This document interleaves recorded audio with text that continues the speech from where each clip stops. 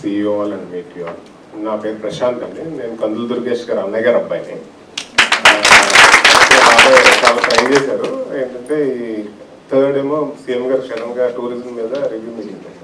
నేను మీటింగ్స్ అన్ని మీకు తెలిసినాయి, బాగా సిక్ కూడా అయ్యారు, అందుకని రాలేకపోయాను కూడా. ఇంకా మేము ప్రోగ్రామ్ క్యాన్సిల్ చేసుకుని మీరు వెళ్ళరండి అంటే వచ్చాము. తర్వాత సురేష్ గారు, మనం జనసేన స్టార్ట్ అయిన తర్వాత మనకు గుర్తింపు వచ్చింది. ఎందుకంటే ఎగ్జాంపుల్ మన నిడదవోలు మండలమే, మన కందుల దుర్గేష్ గారికి మినిస్ట్రీ ఇవ్వడం పవన్ కళ్యాణ్ గారు చేశారు, మనకు చాలా అదృష్టం. మన దగ్గర 33 పిఎస్సిసి సొసైటీస్ ఉన్నాయి. ఇప్పుడు దాకా మీకు తెలిసి మన వాళ్ళు ఎవరు పిఎస్సిసి చైర్మన్ చేసి ఉంటారు. 33లో 15 మన జనసేనకు తీసుకున్నాం. ఎప్పుడు టీడీపీ రూలింగ్ మీకు అంతా తెలుసు కదా. నాకన్నా ముందు మేము వచ్చి మన ఆల్మోస్ట్ 14 months అయింది నిడదవోలుగా. ఓన్లీ ఎలక్షన్కి వచ్చాం. ఎప్పుడైతే పవన్ కళ్యాణ్ గారు అక్కడికి వెళ్ళమన్నారో మేము చాలా భయపడ్డాం. ఎందుకంటే ఖర్చు చాలా ఎక్కువ అవుతుంది, కొత్త ప్లేస్. మేము రూరల్ నుంచి ఎప్పటి నుంచో 40 years రాజకీయం అంతా రాజమండ్రి రూరల్ లేదా రాజమండ్రిలోనే జరిగింది. కానీ మీరు అందరూ మమ్మల్ని అక్కడ చేర్చుకొని చాలా ఘన విజయం ఇచ్చారు. సో అది అలాగే ఇప్పుడు టెంపుల్ కమిటీ చేస్తాం. అంటే నేను రెగ్యులర్గా ఆయనతో ఫాలో అవుతూ నిడదవోలు నియోజకవర్గ రాజకీయాల్లో నేను ఎక్కువ పార్ట్ తీసుకుంటాను కాబట్టి మీకు ఎక్స్ప్లెయిన్ చేస్తాను. ఇప్పుడు టెంపుల్ కమిటీస్లో కూడా more than 50, మనకి 29 temples ఉన్నాయి. చెన్నై అది more than 5 lakhs 1 crore అని. అంతలో కూడా మనం 50%. అలా 1 by 1 స్టెప్. ఎందుకంటే మనకు ఓన్లీ 10 years అన్న ప్రెసిడెంట్ గారు చెప్పినట్టు మనకు 10 ఏళ్ళు మాత్రమే ఉంది రాజకీయ చరిత్ర. వేరే పార్టీస్కి 40 years 50 years ఉన్నాయి. వాళ్ళు బీటౌట్ చేయాలంటే మనం ఇంకా రాజకీయం నేర్చుకోవాలి. తర్వాత నెక్స్ట్ ప్రపంచంలో ఫస్ట్ మనం ప్రెసిడెంట్ గారి బర్త్డే సింగపూర్లోనే చేసుకున్నట్టున్నాం. ఎవరో సెలబ్రేట్ చేయాలి. Very happy. తర్వాత నేను పేర్లు ఎందుకు మెన్షన్ చేయట్లేదంటే మన ఈయన చెప్పినట్టు అందరూ కూడా మమ్మల్ని రిసీవ్ చేసుకోవడానికి రాకపోయినా ఇక్కడ రిసీవ్ చేసుకోవడానికి మనసులో రిసీవ్ చేసుకున్నారు కాబట్టి ఐఎమ్ వెరీ హ్యాపీ. మన జనసేనలోనే ఉంటాం. జై Janasena. Thank you sir. Prashant garu మన మినిస్టర్ గారికి వెన్నుదండగా నిలబడి ప్రతి కార్యక్రమంలో నిలబడతారు. ఆయన్ని మేము చాలాసార్లు చూస్తాము, ఆయన కష్టం కూడా. ఇప్పుడు మన గోవిందరావు గారు మాట్లాడాల్సింది కోరు. అందరికీ నమస్కారం అండి. నా పేరు గోవింద్. నేను ఒక కాంట్రాక్టర్ని. ముఖ్యంగా దుర్గేష్ గారికి రిలేషన్ నేను. అంటే మేము ప్రత్యక్ష రాజకీయాల్లో మేము కనబడకపోయినా బ్యాక్ ఎండ్లో మేము ఉంటాం.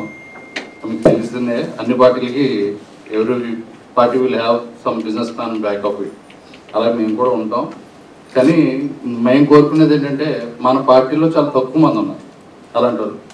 అందరూ కష్టజీవులు వీళ్ళ ఎక్కువ ఉన్నారు. కానీ ఈ టర్మ్లో ఈ పవర్ యూటిలైజ్ చేసుకోవడానికి పదవుల కోసం వీటి కోసం కాదు, కానీ ఫైనాన్షియల్గా సెటిల్ అవ్వాలి. What way we can go in financial way, అంటే ఫైనాన్షియల్గా ఎలా అప్లిఫ్ట్ అవ్వాలి, ఒకరినొకరు పైకి ఎలా రావాలనేది ఆలోచించాలి ముందర ఫస్ట్ అవ్వాలి. అంటే దేనికైనా ధనం మూలం అనేది మనకు తెలిసిందే కదా. రేపు రాజకీయాల్లో మనం ఎదగాలంటే మన దగ్గర సఫిషియెంట్ మనీ ఉండాలి. అది చాలా ఇంపార్టెంట్. అది మేము గ్రౌండ్ లెవెల్లో తీసుకెళ్లాలని మా ఆకాంక్ష. ఇక్కడ మీలో ఉన్న వాళ్ళు కూడా యూ అప్లిఫ్ట్ యువర్ పీపుల్. అంటే ఎవరు ఎలా ఉన్నారు, మన జన సైనికులా కాదా, జన సైనికులు అయితే పైకి తీసుకొచ్చే పరిస్థితి తీసుకువెళ్ళండి. అంటే వెళ్ళట్లేదు అని అంటలేదు, ఆ మోటివ్తో పనిచేయండి. Business people should work on that. Political people పదవుల కోసం పనిచేస్తారు. బిజినెస్ పీపుల్ జన సైనికులు అప్లిఫ్ట్ చేయడం ఎలా అనేది ఆలోచించండి. మేము అదే ఆలోచిస్తున్నాం, అక్కడ గ్రౌండ్ లెవెల్లో అదే చేయబోతున్నాం కూడా. సో అది అంటే మేము ఇది ఎందుకు చెప్తున్నాం అంటే జనసేనలో కింద స్థాయి వ్యక్తుల దగ్గర నుంచి పెద్ద స్థాయి వ్యక్తుల వరకు ఉన్నారు. పెద్ద స్థాయిలో ఉన్న వ్యక్తులు ఎంతమంది ఉన్నారు, వేరే అదర్ పార్టీస్కి సపోర్ట్ చేసే పెద్ద స్థాయి వ్యక్తులు ఎంత పర్సంటేజ్, మన పార్టీలో ఉన్న స్థాయిలో ఉన్న వాళ్ళు ఎంతమంది అనేది మనం ఆలోచించుకోవాలి. మనం ఆ స్థాయికి ఎదిగి మన జనసేనలో చాలా ఎక్కువ పాపులేషన్ ఉంది. అంటే ఓటు శాతం మనం పెంచుకోవాలనుకుంటే మనకు ఉన్న పాపులేషన్ చాలా ఉంది. కానీ అంత పెద్ద స్థాయిలో ఉన్న వ్యక్తులు ఆ పాపులేషన్కి సరిపడా కూడా లేరు. ఈ పవర్ని కానీ ఈ యొక్క దీన్ని కానీ మనం యూటిలైజ్ చేసుకోవాల్సింది మేజర్గా ఫైనాన్షియల్ అప్లిఫ్ట్ కోసం. ముందర అది సాధించుకోవడానికి ట్రై చేద్దాం. అది యాజ్ ఎ బిజినెస్ మ్యాన్ నేను చెప్తున్నాను, అది చాలా ఇంపార్టెంట్ థింగ్. దయచేసి ఇంకో విధంగా అనుకోవద్దు, ఏదో బిజినెస్ గురించి మాట్లాడుతున్నారని. ఇది నా మనసులో ఉన్నది చెప్పాలనుకున్నాను, చెప్పాను. And I'm very happy to see you all. అలా ఇంత బాగా జరుగుతుందని మేము అనుకోలేదు. నిజంగా ఈయన పాపం బాబాయ్ అయితే ఆయన కాఫ్తో మాట్లాడలేకపోతున్నారు, లేకపోతే హీ వుడ్ కాల్ యూ, ఇక్కడే మాట్లాడిద్దామని మేము అనుకున్నాం.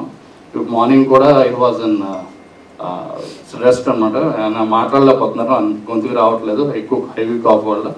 Thank you for all, thank you for your all. అందరికీ నమస్కారం. పేరు పేరున, ఎందుకంటే ఒక 4-5 పేర్లు చెప్తే ఇదంతా సమిష్టి కృషి కాబట్టి ఇక్కడున్న జనసేన నాయకులకి, వీర మహిళలకి అందరూ కూడా పేరు పేరున అభివందనం చేసుకుంటూ, ముందుగా మంత్రివర్యులు కందులు దుర్గేష్ గారితో పాటు మేము కూడా రావాలనుకున్నాం. స్వయంగా మాత్రమే ఏర్పాట్లు చేసుకుని రావాలనుకున్నాం. ఎందుకంటే ఊహ తెలిసిన దగ్గర నుంచి, అంటే ఒక కాలేజ్ ఏజ్ వచ్చాక పవన్ కళ్యాణ్ గారి బర్త్డేలు నియోజకవర్గం స్థాయిలోనూ జిల్లా స్థాయిలోనూ చేసుకున్నాం. కానీ లాస్ట్ ఇయర్ రావాలి దుర్గేష్ గారు.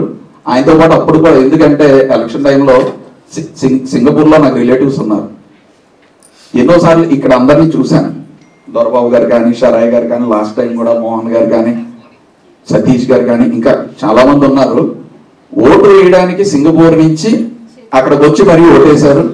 దాంతోపాటు నెల రోజులు 15 రోజుల ముందు నుంచి కూడా ఎవరి శక్తి మించి వాళ్ళు వచ్చి ఓట్లు సేకరించే పనిలో నిలబడి పనిచేశారు. అది మామూలు విషయం కాదు. ఇప్పుడు కూడా సింగపూర్లో నలుమూలలో ఉన్న వాళ్ళందరూ కలిసి ఒక వేదికను ఏర్పాటు చేసుకుని పవన్ కళ్యాణ్ గారి పుట్టినరోజు ఏదో వాళ్ళ ఇంట్లో సొంత బిడ్డ కానీ, లేదంటే తండ్రి అన్న పుట్టినరోజు అయితే ఎలా అందరూ ఒక వేదిక చేసుకుని చుట్టాలు అందరూ ఒక చోటకి ఎలా వస్తారో, అదే విధంగా ఇక్కడ ఎన్ఆర్ఐ సింగపూర్ జనసేన వాళ్ళందరూ ఒక వేదిక మీద వచ్చి సెలబ్రేట్ చేసుకోవడం నిజంగా చాలా సంతోషంగా అనిపించింది. ఒకసారి మీరందరూ ఎలా సెలబ్రేట్ చేసుకుంటారో చూడాలని వచ్చాం. ప్రోగ్రామ్ క్యాన్సిల్ అయినప్పటికీ కూడా నెక్స్ట్ మీరు ఇచ్చే మెమంటోలోని లేదండి ఇది కాదు, మీరందరూ ఒక వేదిక మీద ఉండి పవన్ కళ్యాణ్ గారి కోసం మాకన్నా ఎక్కువ మీరే మాట్లాడుతున్నారు. ఎందుకంటే మీరు రోజు ఏదో ప్లాట్ఫామ్ లో మాట్లాడటం అలవాటు, కానీ మీ అంతటి మీరే పవన్ కళ్యాణ్ గారి కోసం చాలా బాగా మాట్లాడుతున్నారు. అదేవిధంగా ఎవరి కాళ్ళు పవన్ కళ్యాణ్ గారి సాంగ్స్ వేసుకుని పార్టిసిపేట్ చేసుకుని మీ సంతోషాన్ని తెలియజేస్తున్నారు. పవన్ కళ్యాణ్ గారు ప్రజల ఫ్యూచర్ బాగుండాలని చెప్పి ఆయన కూటమి ప్రభుత్వంలో భాగమై ఈరోజు ఆంధ్ర రాష్ట్రంలో మెరుగైన పరిస్థితులు ఏర్పాటు చేశారు. ఇది పవన్ కళ్యాణ్ గారు కష్టంతో పాటు ఆ వెనకున్న త్యాగం కూడా మీ అందరికీ తెలుసు. కూటమి ప్రభుత్వం ఏర్పాటు చేయడానికి ఆయన త్యాగం కూడా చేశారు.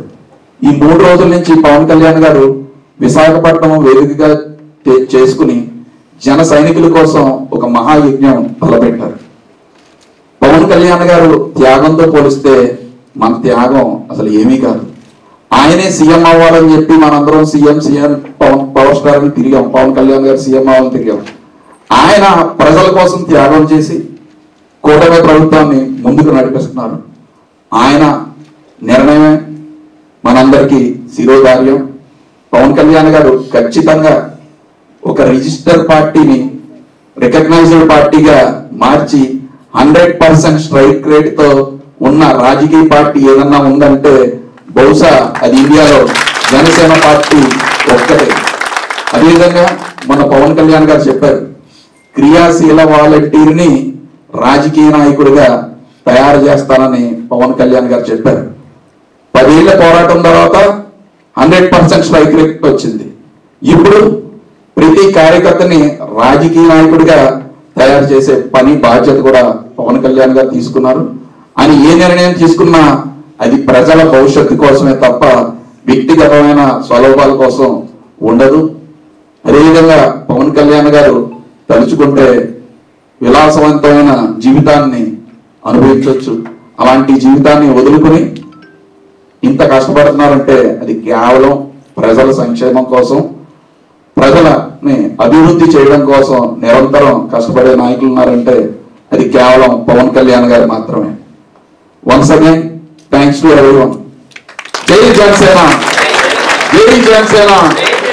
పవన్ కళ్యాణ్ గారి నాయకత్వం, పవన్ కళ్యాణ్ గారి నాయకత్వం. Thank you. అందరికీ నమస్కారం అండి. ఇక్కడ ఇచ్చేసినటువంటి ప్రతి ఒక్కరికి హృదయపూర్వక నమస్కారాంజలి. ముఖ్యంగా శ్రీ కందుల దుర్గేష్ గారు మినిస్టర్ గారి బృందం దేశం దాటి దేశం వచ్చారు. ముఖ్యంగా మన పుట్టినరోజులకి ఒక 10 కిలోమీటర్లు 100 కిలోమీటర్లు పక్క రాష్ట్రం వెళ్తుంటాం. కానీ ఏకంగా ఈ పుట్టినరోజు వేడుకలకు సప్త సముద్రాలు దానికి వచ్చినందుకు వారికి మా పాదాభివందనములు. అందరికీ నా పేరు గార బాబురావు, శ్రీకాకుళం జిల్లా సోంపేట మండలం పాలవలస గ్రామం. సో చిన్న ఒక సంస్థ పిఎస్ సంస్థ తరఫున సేవలు చేస్తూ ప్రజలకి మా వంతుగా సేవలు అందిస్తున్నాం. నేను యాక్చువల్గా రాజకీయ పార్టీలకి అటెండ్ అవ్వనండి, ఎందుకంటే సేవ చేసేవాళ్ళు పరిస్థితంగా ఉండాలనేసి. కానీ ఇది రాజకీయ వేడుకగా నేను భావించాను. ఒక మహారాజుకు పుట్టినరోజు జరుగుతుందని భావిస్తాను. ప్రజల కోసం తప్పించే వ్యక్తి, ఎవరైతే నిరుపేదలు ఉంటారో వారి కోసం తప్పించే వ్యక్తి, అతని కోసం ఎంతో మీరు డ్యూటీలు ఉన్నా సరే మానుకొని వచ్చారు. అటువంటి మహానుభావులకి నిజంగా నమస్కరిస్తూ వేడుకుంటున్నాను. పవన్ కళ్యాణ్ గారు అనేది ఒక మండే సూర్యుడు లాంటి వ్యక్తి అండి. జనాలు చూస్తే అతని శక్తి మండే సూర్యుడు, చాలా వేడి, దగ్గరికి వెళ్తే మారి మెస్ అయిపోతాం. కానీ చీకటి ప్రాంతాల్లో ఉండే వారికి, ప్రజలకు, నిరుపేదలకు వెలుగునిచ్చే ఆరాధ్య దైవం లాంటి వ్యక్తి అని. అంటే మన్యం జిల్లాలో ఏ ఒక్క వ్యక్తి తిరగలేదు, ఏ రాజకీయ నాయకులు. కానీ ఇతను అడుగు పెడితే యంత్రాంగం మొత్తం కదిలింది. మేము ఇండియాలో లేదు, సింగపూర్లో ఉంటాం. చూస్తే సోషల్ మీడియాలో ఇటువంటి ఆర్తనాదాలు వినే వ్యక్తి ఈ నాయకుడని. ఇది పొగడ్డం కాదండి, ఇది నిజమైన వాస్తవం. ఇది మహారాజు లాంటి వ్యక్తి ఇతను అనుభవించే జీవితాన్ని వదిలి ఒక సైనికుడిలా, ఒక కూలీగా, మనలాంటి సాధారణ వ్యక్తిగా ప్రజల్లో పోరాడుతున్నారండి. ఇటువంటి వ్యక్తిని చూస్తే మనలోకి ఇన్స్పిరేషన్ పుడుతుందండి. చూడండి, నరేంద్ర మోడీ గారు చూశాను ఒక నాయకుడిగా, తర్వాత యోగి గారు చూశాను, మూడో వ్యక్తిగా పవన్ కళ్యాణ్ గారు చూస్తాను. స్టేజ్ పైన 100 మంది నాయకులు ఉన్నా సరే మన మోడీ గారు చిన్న వ్యక్తి దగ్గరికి ఆగేసి చేయిస్తారు, సెకండ్ ఇస్తారు. అంటే ఎంత గొప్పతనం చూడండి. ఎన్నో అవమానాలండి, ఎన్నో అవమానాలు, ఎన్నో అవగాహనలు అతను భరించారు. 10 సంవత్సరాల నుంచి పార్టీని పెట్టి ఎన్నోసార్లు అవమానాలు భరించి భరించి భరించి ఈరోజు ఒక విజయాన్ని మన రాష్ట్రానికి అందించారు. ఎంత గ్రేట్ అంటే అతను చూస్తే మనసులో కసి పట్టుదల ఎంచుకొని ఉంటారా అని అంటారు. ఉదాహరణకి మొన్న చూశానండి, ఒక వ్యాపారం చేయాలంటే మార్వాడీస్ ఎవరైనా ఉంటే వారికి వందనములు. మార్వాడీస్ అంట ఎవరైనా వ్యాపారం చేస్తే 1000 రోజులు వేచి ఉంటారంట. 1000 రోజులు అంటే దాంట్లో నష్టం ఎంత, లాభం ఎంత, దాన్ని తెలుసుకోవడానికి, అన్ని చూడడానికి 1000 రోజులు వేచి ఉండి ఆ తర్వాత ఆ వ్యాపారాన్ని అంట ఏ విధంగా కొనసాగిస్తారు. కానీ మహానుభావుడు 1000 రోజులు కాదండి, ఏకంగా 10 సంవత్సరాలు దాటిపోయి 10 సంవత్సరాల నుంచి పోరాడడం. ఇంతకంటే ఇంకేమని చెప్పండి ఇన్స్పిరేషన్. చిన్న చిన్న వాటికి మనము నిస్పృహ అయిపోయి, నిరాశపడిపోయి, జీవితంలో మనం ఏం సాధించలేమనుకొని మనలో మనమే విధైపోతుంటాం. కానీ ఇతను అలా కాదు, తనతో స్టెప్ బై స్టెప్ తీసుకుని వచ్చి ముందుకి ఈరోజు ఆకాశాన్ని ఎత్తినదిగా అతను ఎదిగారండి. నిజంగా వారికి మరొకసారి నమస్కరిస్తున్నానండి. అలాగే సార్ ఒక నిమిషం, యాక్చువల్గా ఈరోజు మన శ్రీ గౌరవనీయులు శ్రీ కందుల దుర్గేష్ గారు మినిస్టర్ గారు, టూరిజం మినిస్టర్ గారు వస్తారని రాత్రంతా యాక్చువల్గా మేము పడుకోలేదండి. ఇది ప్రిపేర్ చేసి ఇవన్నీ డిజైన్ చేశాం. యాక్చువల్గా మాది శ్రీకాకుళం జిల్లా సోంపేట మండలం అండి. శ్రీకాకుళం జిల్లా అంటే మీ అందరికీ తెలుసును, వెనుకబడిన జిల్లా అని పేరు నిలిచిపోయిందండి. అందులో భాగంగా మన సోంపేట మండలం బారువ గ్రామం అండి, మా పరిసర ప్రాంతం.